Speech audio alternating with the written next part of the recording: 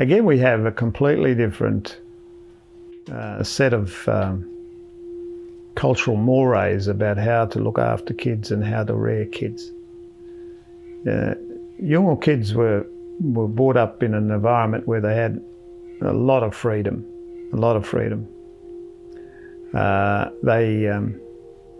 They were allowed to do a whole lot of things within boundaries, of course, but they weren't sort of forced into hard, tight boundaries like I was as a child.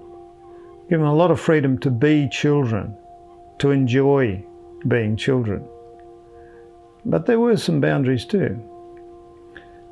We had then the intervention come along, and the intervention has put back good care of children probably 1,000 years. Oh, we can't say it, but in terms, hundreds of years, they pushed it right back. We had bureaucrats turning up on communities.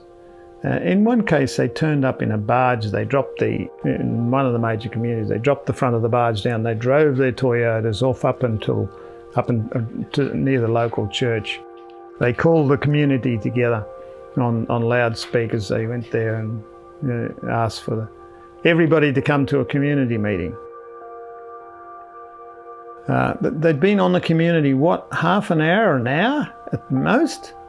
Most of them straight out of Canberra, never ever set foot on an Aboriginal community before. This is John Howard's intervention. This is how it happened, guys. And they then stood up and they said, there'll be no more abuse of your children. We know what you're doing to your children. What? You've been here half an hour, and you know what we're doing to... Mindset from Canberra. Every Aboriginal adult out there is abusing their kid. Wrong, disgustingly wrong. And they stood up and they said to people, there will be no more abuse of your children. Well, these communities in Arnhem Land, there was no abuse of children.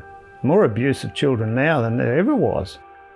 Because you've created the very condition that leads to more trauma, more disempowerment, more confusion.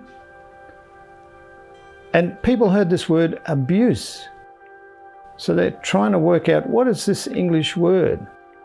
Now this English word, and it's used by people in the interventions, by highly paid bureaucrats in paternalistic mode that was as sick or sicker than old-time missionaries with hard hats ever used, has gone to create absolute terror and the complete breakdown of law and order in communities right across the Northern Territory. They were told if they abused their children, they would go to jail. And they were hearing this, if you gobbledygook your children, no more gobbledygook of your children. If you gobbledygook your children, you'll go to jail. So they started asking other English speakers around them, what's this abuse mean? What's it mean?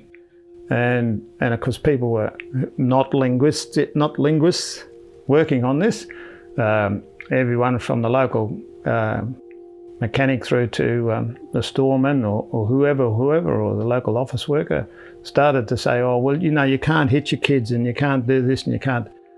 So the Aboriginal people thought, you can't discipline your children anymore. You can't discipline your children anymore.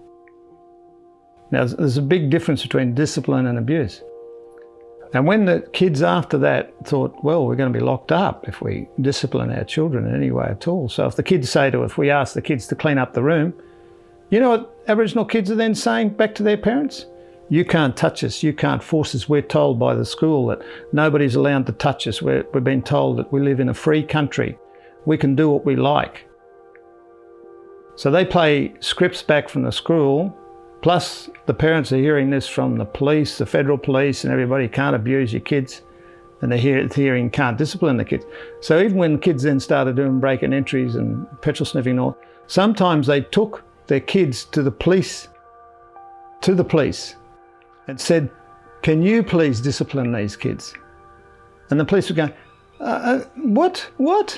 We can't discipline your kids, that's your job. And they go, thinking, No, we've been told by the federal police at that meeting and by the big bureaucrats from Canberra that, no, we can't discipline our kids anymore.